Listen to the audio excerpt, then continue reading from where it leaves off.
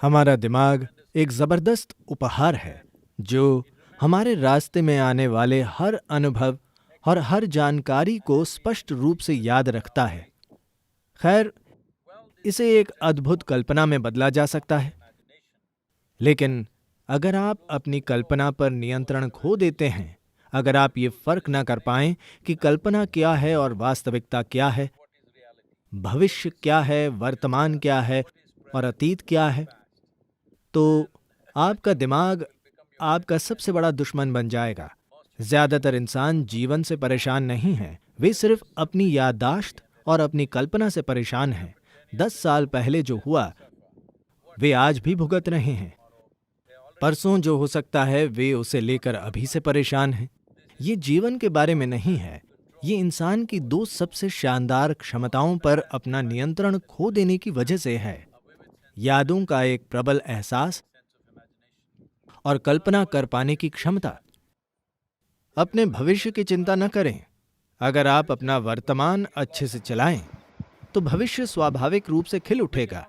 हम केवल उसी के साथ काम कर सकते हैं जो अभी हमारे हाथ में है, जो हमारे दिमाग में है। जो आपके दिमाग में है उसे लेकर आप योजना बना सकते हैं, पर आप उसका कर कुछ नहीं सकते। आप सिर्फ वर्तमान पल में ही कुछ कर सकते हैं। आप केवल वही संभाल सकते हैं जो अभी है। वो लोग जो अपने विचारों और भावनाओं में डूबे रहते हैं, लगातार सोशल मीडिया वगैरह पर पाए जाते हैं। मुझे लगता है कि आपको अपने फोन से छुटकारा पाना चाहिए, जंगल में टहलना चाहिए।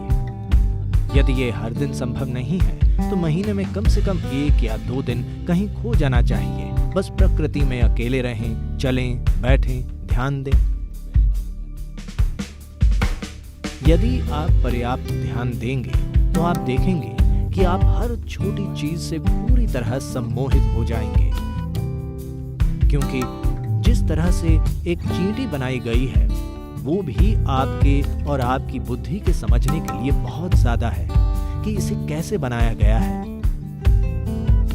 जिन्होंने सृष्टि की ओर अपनी आंखें तक नहीं खोली हैं, वो अपनी खुद की दिमागी दुनिया में इतने मगन हो जाते हैं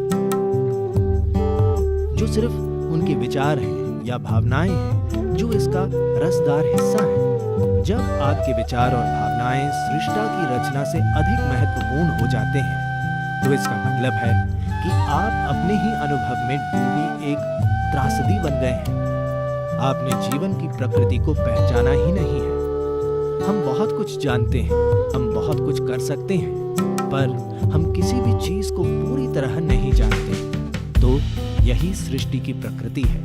यदि आप इस पर ध्यान दें तो स्वाभाविक रूप से आपके अपने विचार और भावनाएं पीछे दब जाएंगी। आप तब भी उनका आनंद ले सकते हैं, पर आप जान जाएंगे वे कितने महत्वहीन हैं। तो ये बहुत जरूरी है कि यदि आप जीवन के तमाम आयामों का अनुभव करना चाहते हैं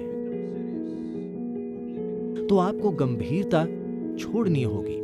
आप में गंभीरता सिर्फ इसलिए है क्योंकि आपने अपने अस्तित्व को बहुत गंभीरता से ले लिया है, जबकि हम इस ब्रह्मांड में बहुत कम समय के लिए यहाँ मौजूद हैं। यहाँ एक विशाल ब्रह्मांड है, वो तारा मंडल, वो सौर मंडल जिसमें हम मौजूद हैं, एक कण है। उसमें पृथ्वी एक सूक्ष्म कण है। उस सूक्ष्म कण में जिस जगह आप रहते हैं या जिस शहर में आप रहते हैं, वह सुपर सूक्ष्म कण है। उसमें आप एक बड़े पुरुष या महिला बन गए हैं और इसीलिए आप जीवन के प्रति इतने गंभीर हैं। ये एक बहुत छोटा सा जीवन है। इसमें अगर आप खुद को बहुत सीरियसली लेते हैं तो आप एक बड़ा मजाक हैं। जीवन का रहस्य है किसी भी चीज के प्रति गंभीर न होना, पर एक खेल की तरह पूरी तरह शामिल होना। तो जीवन में पूरी भागीदारी रखिए। जीवन में पूरी भागीदारी लेने के लिए ये जान पाना जरूरी है कि हमारे जीवन का महत्व सिर्फ तभी तक है जब तक हम जिंदा हैं। यह हमेशा के लिए महत्वपूर्ण नहीं है, जब तक कि आप उस अनंत आयाम को न छू लें जो आप वाकई हैं। जीवन इतना छोटा है कि सिर्फ वही काम करके जीवन सार्थक होगा जिसकी आप वाकई परवाह करते हैं। जीवन में सच्ची भागीदारी तभी आएगी आप खुद को पूरा तभी झोंकेंगे जब आप कुछ ऐसा करेंगे जो आपके लिए वाकई मायने रखता हो। इसे खोजना जरूरी है।